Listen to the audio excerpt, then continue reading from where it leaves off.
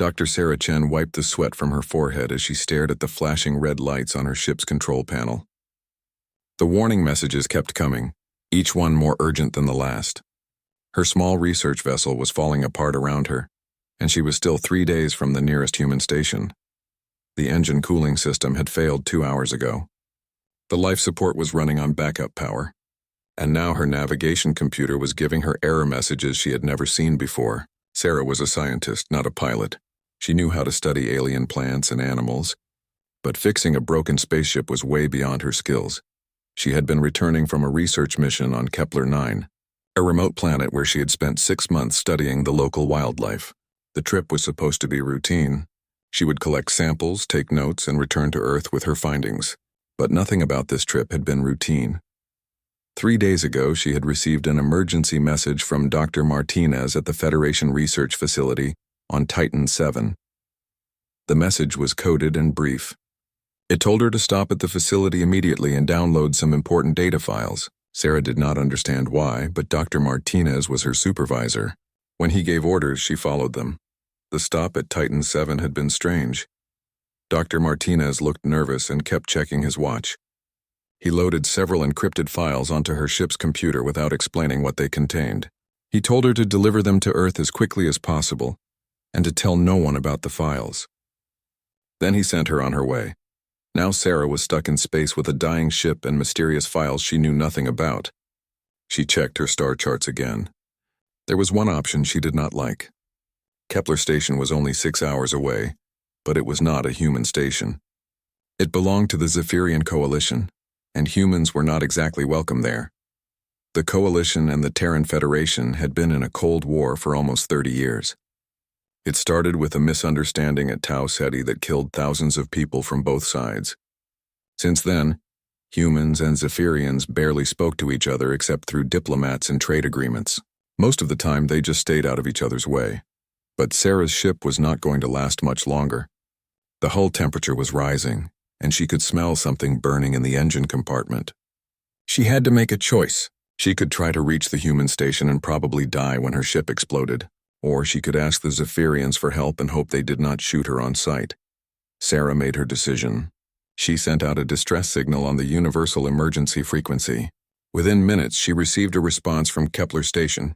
The voice on the radio spoke perfect English with a slight accent that sounded almost musical. "Human vessel, this is Kepler Station Traffic Control. We have received your distress signal. State the nature of your emergency." "This is Dr. Sarah Chen aboard the research vessel Curiosity. My ship is having multiple system failures. I need emergency docking permission."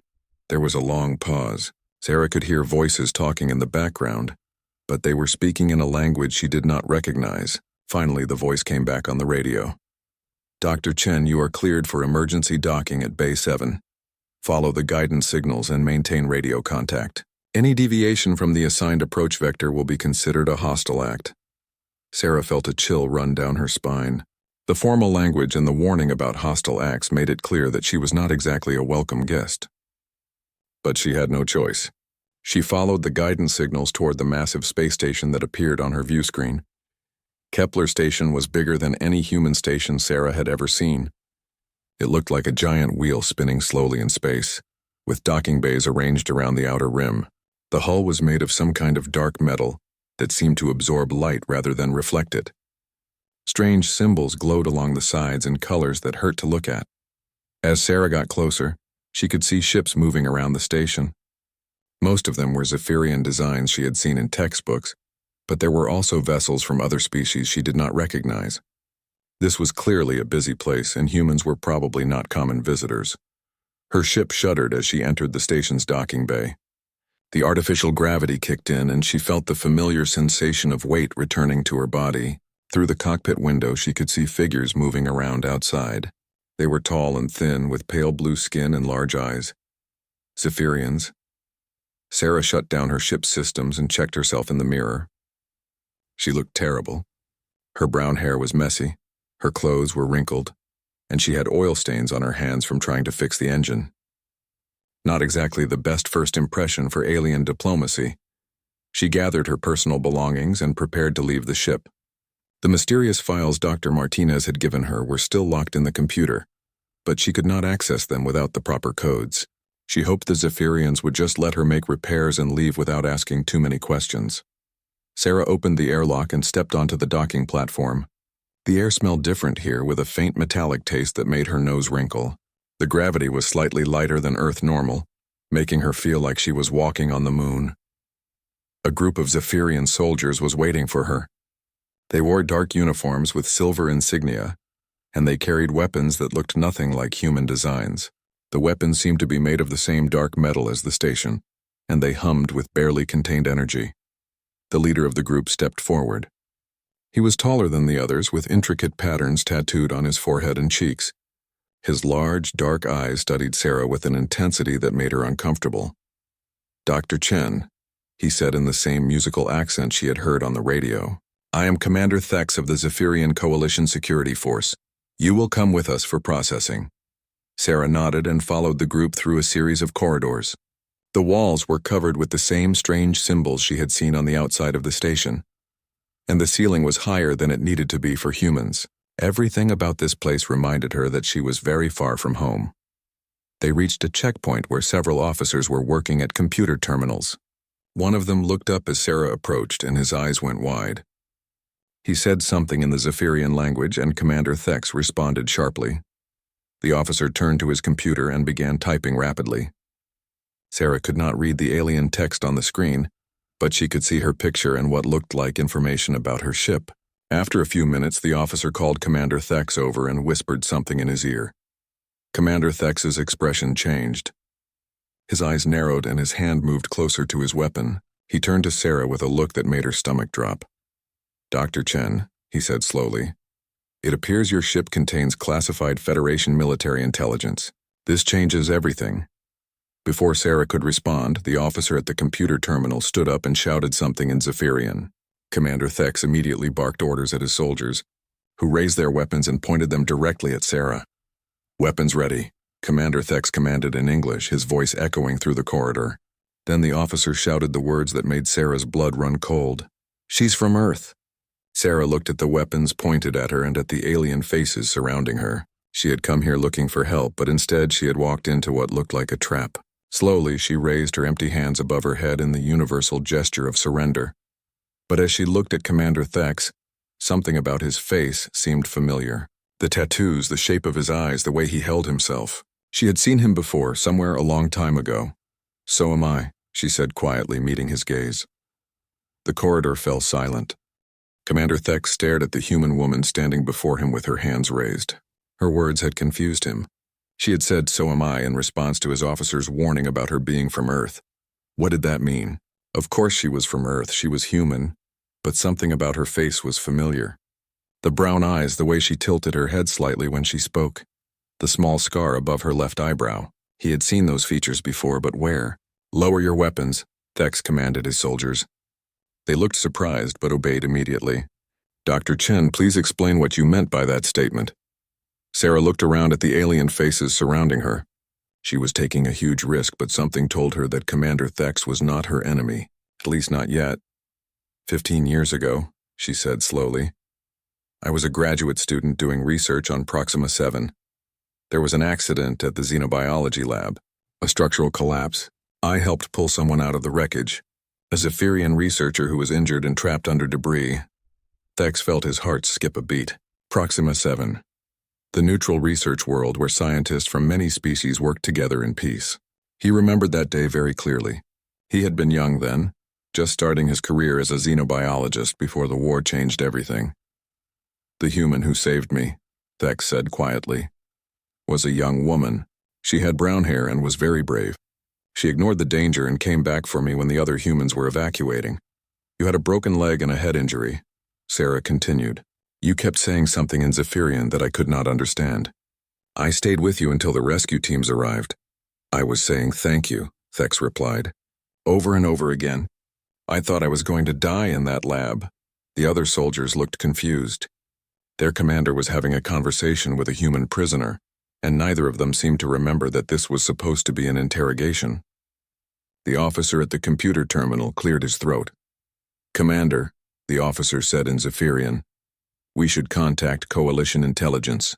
The files on her ship are encrypted with quantum protocols. This could be very important. Thex nodded but did not take his eyes off Sarah. Dr. Chen, what do you know about the files in your ship's computer? Nothing, Sarah said honestly. My supervisor, Dr. Martinez, told me to pick them up and deliver them to Earth. He said it was urgent, but he did not explain what they contained. Dr. Martinez, Thex repeated. That name is in our files. He works on classified weapons research for the Federation. Sarah felt her stomach drop. Weapons research? Dr. Martinez had always told her he studied plant genetics. She had no idea he was involved in anything military. Commander, I swear I do not know what those files contain. I am a xenobiologist. I study alien plants and animals. I have never worked on weapons or military projects. Thex studied her face carefully. He had learned to read human expressions during his time on Proxima 7, and Sarah appeared to be telling the truth. But the situation was more complicated than just her knowledge or lack of knowledge about the files. The problem, Thex said, is that you are carrying those files now. Whether you know what they contain or not, Coalition law requires me to secure them and detain you for questioning. Before Sarah could respond, new voices echoed down the corridor. A group of Coalition officers was approaching, led by a Zephyrian with silver markings that indicated high rank. Thex recognized him immediately and felt his mood darken. Commander Crix, Thex said as the new group arrived. I was not expecting you. Of course you were not, Crix replied with a cold smile. That is the point of surprise inspections. I received word that you had captured a human spy carrying Federation intelligence. I came to personally oversee the interrogation. Sarah looked back and forth between the two commanders. Even she could tell there was tension between them. Crix was older than Thex, with scars on his face and hands that suggested he had seen combat. His eyes were hard and unfriendly. She is not a spy, Thex said carefully. She is a scientist who was delivering files without knowing their contents. How convenient, Crix said, walking around Sarah in a slow circle. A human just happens to be carrying encrypted military files through Coalition space, but claims to know nothing about them. Do you really expect us to believe such a story? Commander Crix, Sarah said. I can prove I'm telling the truth. Check my research records. Look at my publications. I have spent my entire career studying alien biology. I have never had any connection to the military. Crix stopped in front of her and leaned close. Humans are very good at lying. It is one of your species' most notable talents. But these files will tell us the truth. He turned to one of his officers. Begin downloading the contents of her ship's computer. Use the quantum decryption protocols. Sir, the officer replied. The files are protected by Federation quantum encryption. If we attempt to break it incorrectly, the system might destroy the data or send out an alert signal. Then we will have to persuade Dr. Chen to give us the access codes, Crix said with an unpleasant smile. Thex stepped forward. Commander Crix, the prisoner is under my authority. I will conduct the interrogation according to Coalition regulations. Your authority? Crix laughed. Thex, you have been reassigned. I am now in command of this operation. My ship arrived an hour ago with a full battle squadron and new orders from Coalition High Command. Sarah felt a chill run through her body. A battle squadron meant this was no longer just about her or the files on her ship. This was becoming something much bigger and more dangerous. What new orders? Thex asked. The Coalition Council has decided that human expansion into this sector represents a clear threat to our security. These files may contain information about Federation military plans. If they do, we are authorized to take any action necessary to protect Coalition space. Any action necessary. Thex repeated slowly. What exactly does that mean? It means, Crix said, that if these files contain what we think they contain, we may need to launch a preemptive strike against Federation research facilities before they can complete their new weapons programs. Sarah stared at Crix in horror. He was talking about starting a war based on files she knew nothing about. Files that Dr. Martinez had loaded onto her ship without explanation. You cannot start a war over some computer files, she said. We can and we will, Crix replied, if those files prove that humans are developing weapons that could threaten Coalition worlds. But I do not even know what is in those files. Then you had better hope they contain nothing dangerous, Crix said. Because if they do, you will be responsible for the consequences. Thex watched the exchange with growing concern. He knew Crix's reputation. The older commander had fought in several border conflicts and believed that humans were naturally aggressive and could not be trusted. If Crix was looking for an excuse to attack human space, these files might give him exactly what he needed. "Commander Crix," Thex said, "perhaps we should examine the files carefully before making any decisions about military action." "Of course we will examine them," Crix replied. "But we will do so quickly. My intelligence officers estimate that the Federation will notice the files are missing within 48 hours. After that, they will change their security protocols and the information will become useless." He turned back to Sarah. "So, Dr. Chen, you have 48 hours to decide whether you want to cooperate with us voluntarily, or whether we will need to extract the information through other means." Sarah looked at Thex, hoping to see some sign of support or protection, but his expression was unreadable. She was alone among aliens who thought she was a spy, carrying files that might start a war, and she had no idea how to convince them she was telling the truth. "I will cooperate," she said quietly, "but I really do not know the access codes for those files." "We will see," Crix said. "Take her to the detention level. I want guards posted outside her cell at all times." As the soldiers led Sarah away, she caught Thex's eye one more time. For just a moment, she thought she saw sympathy in his expression, but then he turned away and she was alone with her captors. The war between humans and Zephyrians had been cold for 30 years. But Sarah was beginning to fear that it was about to become very hot indeed. Sarah sat on the narrow bench in her detention cell, staring at the walls that seemed to glow with their own dim light. The cell was clean but cold, and the air recycling system made a constant humming sound that was driving her crazy. She had been here for 6 hours, and no one had come to see her except the guard who brought her a meal of strange alien food. She kept thinking about Commander Thex and the look in his eyes when she mentioned Proxima 7. He definitely remembered her, but would that be enough to help her now? Commander Crix seemed to be in charge, and he clearly wanted to use her as an excuse to start a war. The worst part was that Sarah still had no idea what was in those files Dr. Martinez had given her. For all she knew, they really did contain weapons research that could threaten Coalition worlds. But she also knew Dr. Martinez, and he was not the kind of person who would start a war. Or was he? Sarah realized she might not know her supervisor as well as she thought. The Federation had been preparing for the possibility of war with the Coalition for 30 years. Maybe Dr. Martinez was part of that preparation. The cell door opened with a soft hiss and Commander Thex stepped inside. He looked around to make sure they were alone, then sat down across from Sarah on a second bench that folded out from the wall. "We need to talk," he said quietly. "Are you here to interrogate me?" Sarah asked. "No. Crix has assigned that job to his intelligence officers. They will begin tomorrow morning." Thex leaned forward and lowered his voice even more. "I am here because I remember what you did for me 15 years ago, and I want to return the favor." Sarah felt a spark of hope. "You believe that I am not a spy?" "I believe you are telling the truth about not knowing what is in those files. But that may not matter. Crix is convinced that humans are planning to attack Coalition space, and he is looking for any excuse to strike first. But starting a war over some computer files is insane, not if those files prove his theory is correct." Thex stood up and began pacing around the small cell. "Sarah, I need to tell you something about those files. My intelligence staff has been analyzing the encryption patterns, and they think the files contain information about Earth's quantum defense grid." Sarah stared at him. "Quantum defense grid? What is that?" "According to our intelligence reports, the Federation has been secretly building a network of quantum communication relays around Earth and the other core human worlds. In theory, such a network could be used to coordinate planetary defenses, but it could also be used to coordinate a massive attack against enemy targets." "That sounds like science fiction," Sarah said. 30 years ago, faster-than-light travel sounded like science fiction. But here we are, traveling between the stars and meeting alien species. Thex stopped pacing and looked directly at her. "The point is that if those files contain the locations and access codes for the quantum grid, Crix will use them as proof that humans are preparing for war." Sarah felt sick to her stomach.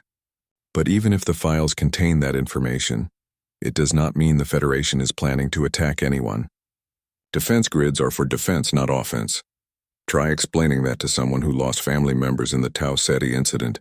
Thex said sadly. Did you lose someone at Tau Ceti? Thex nodded. My younger brother? He was serving on a coalition research vessel that was caught in the crossfire. The humans claimed it was an accident, but many Zephyrians still believe it was deliberate. I lost someone too, Sarah said quietly. My father was on one of the human ships that was destroyed. I was only 8 years old.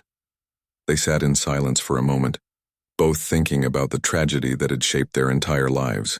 The Tau Ceti incident had started as a misunderstanding between human and Zephyrian explorers over mining rights to an asteroid field. But when shooting started, ships from both sides were destroyed and hundreds of people died. The official investigation blamed both sides equally, Thex said. But the families of the dead were not interested in equal blame. They wanted revenge.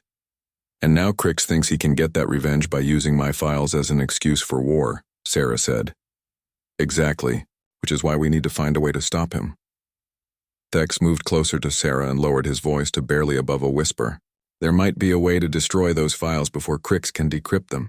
How? The quantum encryption has a built-in security feature.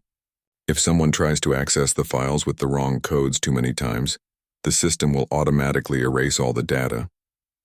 But it would have to look like an accident, or Crix will know we did it on purpose. Sarah considered this idea. Even if we destroy the files, Crix might still use my presence here as an excuse to attack human space. He could claim I was a spy who destroyed the evidence, and that is true. But without the files as proof, the Coalition Council might not authorize military action. Most Zephyrians do not want another war. Before Sarah could respond, they heard footsteps in the corridor outside. Thex quickly moved away from her and put on his official commander expression, just as the cell door opened. Commander Crix stepped inside, followed by 2 intelligence officers carrying portable computers. He looked suspiciously at Thex. Commander Thex, what are you doing here? I was conducting a preliminary interview with the prisoner. Thex replied calmly. I wanted to assess her psychological state before the formal interrogation begins. And what is your assessment? She appears to be telling the truth about her limited knowledge of the files, but she is clearly trained in counter-interrogation techniques. Sarah stared at Thex in surprise. He was lying smoothly to protect their conversation, making her sound more dangerous than she really was. Interesting, Crix said. Perhaps she is more than just a simple scientist after all. He turned to his officers.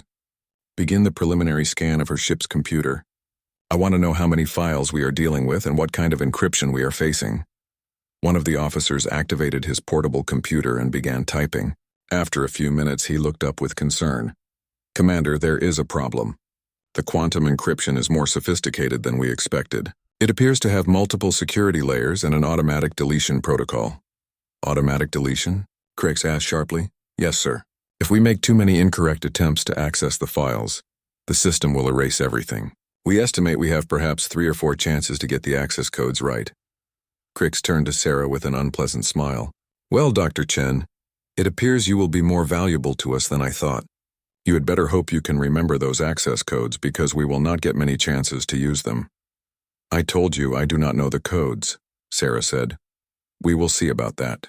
Tomorrow morning, my interrogation specialists will help refresh your memory. They have techniques that are quite effective at recovering forgotten information. Sarah felt a chill run down her spine. She had heard stories about coalition interrogation techniques, and none of them were pleasant. After Crix and his officers left, Thex remained in the cell for a few more minutes. He waited until he was sure they were gone, then spoke quietly to Sarah. We are running out of time. Crix's interrogation specialists will arrive tomorrow on his flagship. Once they begin working on you, there will be no way to stop them. What can we do? I have been thinking about that. There might be a way to trigger the automatic deletion protocol deliberately. If we can make it look like an accident during the decryption process, we might be able to destroy the files without anyone knowing we did it on purpose. But how? I will need to access your ship's computer directly. The deletion protocol is probably triggered by a specific combination of incorrect access attempts. If I can figure out what that combination is, I can enter it during the next scan. Sarah thought about this plan. It was risky, but it might be their only chance to prevent a war. There is one problem, she said. Even if we destroy the files, what happens to me? Crix will not just let me go. Thex was quiet for a long moment. I have been thinking about that too, but I do not have a good answer yet. Maybe there is another way, Sarah said slowly. What if instead of destroying the files, we could prove that they do not contain what Crix thinks they contain? How would we do that? I do not know yet. But Dr. Martinez is not a weapons researcher. I have worked with him for 5 years, and I know what kind of person he is. Whatever is in those files, it is not a plan to attack Coalition space. Thex looked at her with something that might have been admiration. You have faith in your friend even when you do not know what he has done. That is what friends do, Sarah said. They trust each other even when they do not understand everything. I hope your faith is justified, Thex said as he stood to leave. Because all of our lives may depend on it. After he left, Sarah lay down on the narrow bench and tried to sleep. But every time she closed her eyes, she thought about the interrogation specialist who would arrive tomorrow. She had to find a way to stop Crix before it was too late. The fate of both humans and Zephyrians might depend on what happened in the next 24 hours. Sarah's hands shook as she worked with the quantum interface device. The small screen displayed file after file of encrypted data, all tagged with Dr. Martinez's research codes. She had 2 minutes to find something that would prove these files were not military secrets. Time is running out, Dr. Chen, Commander Crix said impatiently.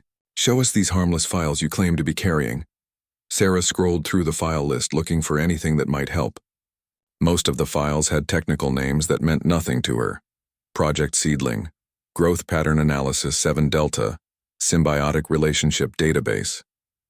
They sounded like botanical research, but that could be a cover for something else. Then she saw a file that made her heart skip. Personal message, S. Chen. Dr. Martinez had left her a personal message. She opened it immediately. A holographic image of Dr. Martinez appeared above the device. He looked tired and worried, but he smiled when he saw Sarah's face appear on his screen. Sarah, the recorded message began. If you are watching this, then something has gone wrong, and you have found yourself in a situation where you need to understand what these files contain. I am sorry I could not explain everything when I gave them to you, but I was being watched and time was running short. Commander Crix leaned forward, interested despite himself. Commander Thex watched Sarah's face, trying to read her expression. The files I have given you, Dr. Martinez continued, contain the complete genetic database of Earth's food plants. Every variety of wheat, rice, corn, soybeans, and fruit trees that we have developed over the past 3 centuries. This information is priceless, but not in the way you might think. Sarah felt a wave of relief wash over her. Food plants, not weapons. But why was this information so important? 3 months ago, the message continued, we discovered that a plague is spreading through the agricultural worlds of the outer colonies. It is a fungal infection that attacks the root systems of our most important food crops. If we cannot find a way to stop it, millions of people will starve. The hologram paused, and Dr. Martinez looked directly at the camera with serious eyes. The quantum encryption was necessary because this information could cause panic if it became public before we find a solution. But we need help, Sarah. Human science alone cannot solve this problem.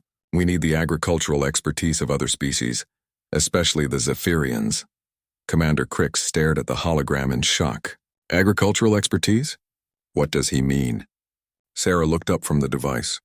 The Zephyrians are the best agricultural scientists in the galaxy. Everyone knows that. Your people can make plants grow in conditions that would kill any Earth crop. That is true, Thex said slowly. But why would humans ask for our help? We have been enemies for 30 years. The hologram continued. Sarah, I chose you to carry this information because I know about your work on Proxima 7. Your research papers on interspecies cooperation in xenobiology are the reason I think this plan might work. If anyone can convince the Zephyrians to help us save our food supply, it is you. This is ridiculous, Crix said. Humans asking for help. It must be some kind of trick. Look at the files, Sarah said, opening one of the genetic databases. Look at the data. Complex genetic sequences appeared on the screen, showing the DNA structure of various plant species. But overlaid on the sequences were red markers indicating points of vulnerability to fungal infection. These are not weapons plans, Sarah continued. These are the genetic profiles of dying crops. Look at the infection patterns. Look at the projected crop yields. The numbers are terrible. Thex studied the data with growing amazement. These infection rates would cause massive food shortages within 2 years. Exactly, Sarah said. That is why Dr. Martinez needed to get this information to Earth quickly, and why he thought we might need Zephyrian help to solve the problem. Commander Crix looked confused and angry. But the quantum encryption, the military security protocols, were used to prevent panic, Sarah explained. Imagine what would happen if people found out that Earth's food supply was failing. There would be riots, mass migration, economic collapse. The Federation had to keep this secret until they could find a solution. The hologram of Dr. Martinez spoke again. The files also contain our preliminary research on possible solutions. We think the answer might involve developing hybrid crops that combine human agricultural science with Zephyrian soil enhancement techniques. But we need cooperation from both species to make it work. Sarah opened another file that showed detailed proposals for joint research stations and shared laboratories. The plans called for human and Zephyrian scientists to work together on developing plague-resistant crops. This is what Dr. Martinez was really working on, Sarah said. Not weapons, but a way to save lives. And he thought the only way to do it was through cooperation between our species. Commander Thex was studying the data with the eye of someone who understood agricultural science. These proposals are brilliant, he said. Human genetic modification techniques combined with Zephyrian soil biology could create crops that are stronger than anything either species has developed alone. But why should we help humans? Crix demanded. They have been our enemies for 30 years. Because, Sarah said quietly, the plague will not stop with human crops. Look at the analysis in File 7. The fungal infection is already spreading to wild plant species. If we cannot stop it, it will eventually reach coalition agricultural worlds too. Crix opened the file she indicated and read the data. His expression slowly changed from anger to concern to fear. According to this analysis, he said, the plague could reach Zephyrian space within 5 years, which means, Thex said, that helping humans solve this problem is actually protecting our own people. Sarah stood up and looked directly at Commander Crix. This is why Dr. Martinez sent me through coalition space. He was hoping I would be stopped and questioned so that Zephyrian scientists would learn about the plague and realize we need to work together. He planned for you to be captured? Crix asked. I think so. He knew about my history with Commander Thex. He probably hoped that connection would help convince you that cooperation is possible. The cell fell silent as everyone absorbed this information. Commander Crix looked like a man whose entire worldview had just been turned upside down. Sir, one of his guards said quietly, what are your orders regarding the attack on Federation space? Crix was quiet for a long moment. Then he activated his communication device. This is Commander Crix to all coalition vessels. Cancel the attack order immediately. Repeat, cancel the attack order. All ships return to standard patrol positions. Sir? The voice on the communicator asked. Did you say cancel the attack? That is correct. We have new information that changes the situation. I will explain to the Coalition Council immediately. He turned off the communicator and looked at Sarah. Dr. Chen, it appears I owe you an apology, and perhaps humanity owes the Coalition an explanation about this agricultural crisis. The explanation can come later, Sarah said. Right now, we need to get this information to scientists on both sides who can start working on a solution. Commander Thex stepped forward. I volunteered to lead the Zephyrian research team. I have experience in both xenobiology and diplomatic cooperation. And I can coordinate with human agricultural scientists, Sarah added. Dr. Martinez has already identified the best researchers on Earth. Crix nodded slowly. Very well. But this cooperation will need to be approved by both the Coalition Council and the Federation government. That could take months. We do not have months, Sarah said. According to the data, crop yields will start declining severely within 6 months. We need to begin research immediately. Then we will begin unofficially, Thex said, as a humanitarian effort between individual scientists, not as a government project. Is that possible? Crix asked. Kepler Station is technically neutral territory, Thex explained. We could establish a joint research facility here and invite scientists from both sides to participate voluntarily. Sarah felt a surge of hope. That could work. And once we start making progress, both governments will have to support the project officially. Or, Crix said with a slight smile, they will find themselves irrelevant as their scientists solve the problem without them. 3 hours later, Sarah stood in the station's communications center watching as the first messages were sent to human and Zephyrian agricultural scientists. The response was immediate and enthusiastic. Scientists from both species had been worried about crop diseases for years, and the chance to work together on a solution excited them. The first research teams should arrive within a week, Thex reported, and I have already received messages from 12 Zephyrian universities offering to participate. The Federation is being more cautious, Sarah said, but Dr. Martinez has convinced them to send a small team initially. Commander Crix approached them with a serious expression. I have just finished my report to the Coalition Council. They are not pleased with how close we came to starting a war over a misunderstanding. But they support the research project? Thex asked. Unofficially, yes. Officially, they want to wait and see what develops. Sarah nodded. That is probably the best we can hope for right now. 6 months later, Sarah stood in the largest laboratory on Kepler Station. Sarah woke up to the sound of alarms echoing through the station. Red lights flashed in her cell, and she could hear announcements being made in the Zephyrian language over the communication system. Something was happening, and it sounded urgent. The cell door opened and Commander Thex stepped inside. He looked worried and was carrying a small device that Sarah did not recognize. What is going on? Sarah asked. Crix's flagship just arrived with a full battle squadron, 12 heavy cruisers and 2 dreadnoughts. He is preparing for immediate military action against Federation space. Sarah felt her heart sink. Did he decrypt the files already? No, but he does not need to. He has convinced Coalition High Command that your presence here with encrypted military files is proof enough of Federation hostile intentions. The Council has authorized him to begin military operations within 6 hours. 6 hours? But that is impossible. They cannot start a war based on files they have not even read. Thex sat down beside her and activated the device he was carrying. It looked like some kind of scanner or computer interface. Crix has been planning this for months, Thex explained. He has been collecting evidence of Federation expansion into disputed territory, reports of new human colonies near Coalition space, and intelligence about military buildups on Federation border worlds. Your files are just the final piece he needed to justify an attack. This is insane, Sarah said. The Federation is not planning to attack anyone. Those colonies are for research and exploration, not military bases.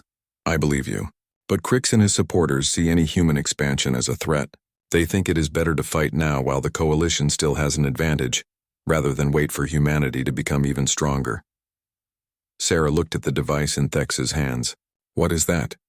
A quantum interface connector. I managed to get it from the technical department without anyone noticing. If we can connect it to your ship's computer, we might be able to access the files ourselves and find out what they really contain. But I thought you wanted to destroy the files.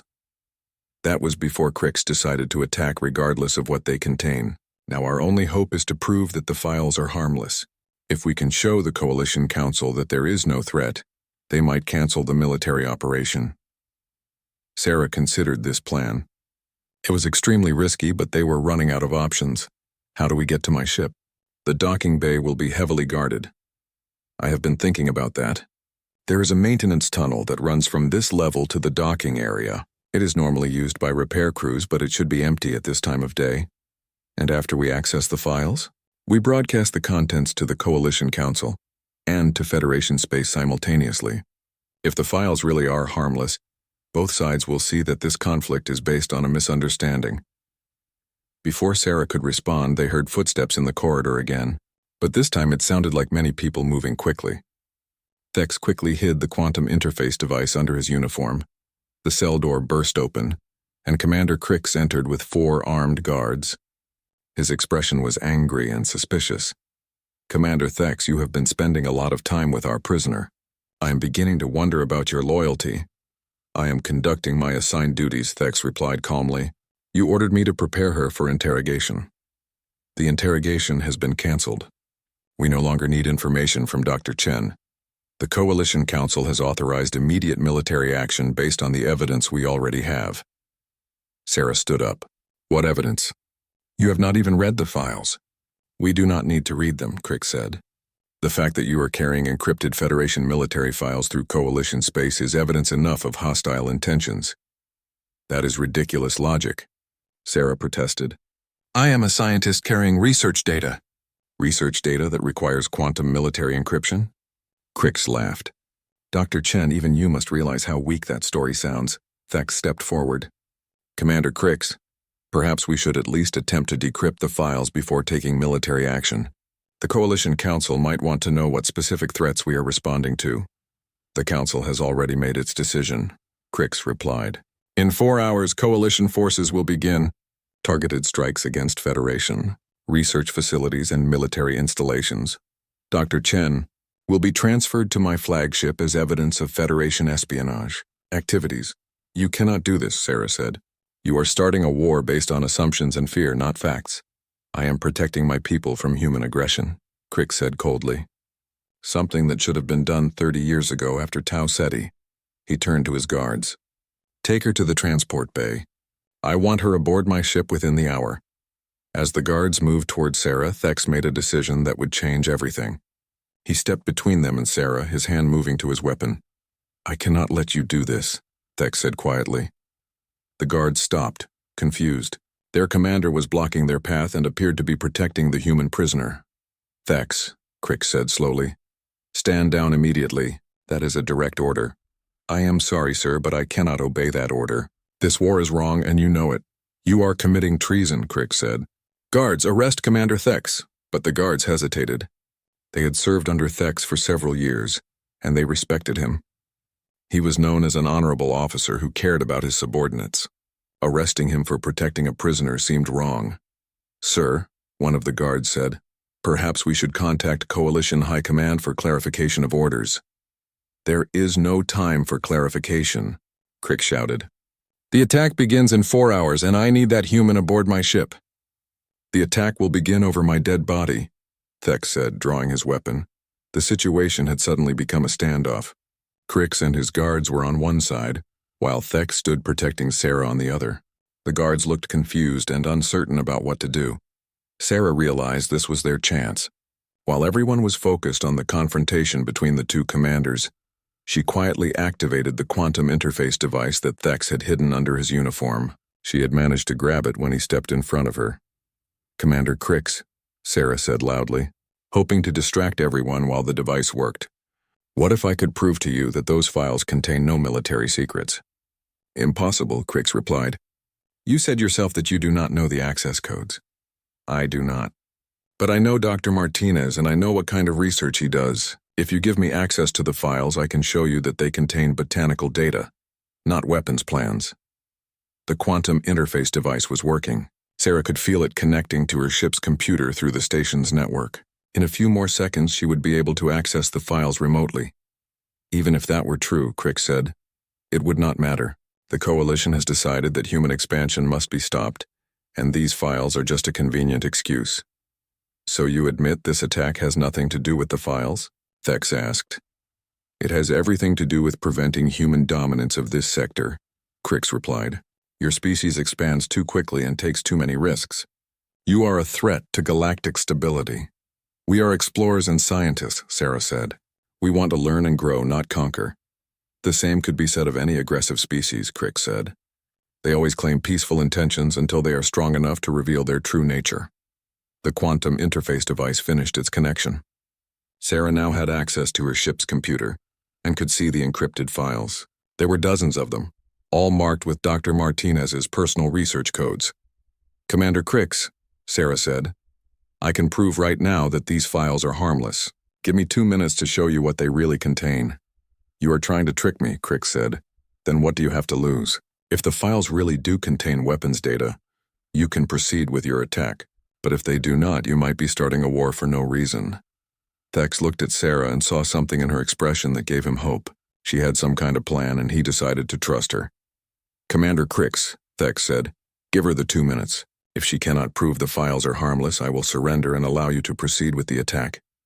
Crix considered this offer. He was confident that the files contained military secrets, so letting the human try to prove otherwise would just confirm his suspicions. Very well, Crix said. 2 minutes. But if you cannot prove the files are harmless, both of you will be arrested for treason. Sarah nodded and activated the quantum interface device. It was time to find out what Dr. Martinez had really given her, and whether it would be enough to prevent a war. The countdown to conflict had begun, and everything depended on what those files contained.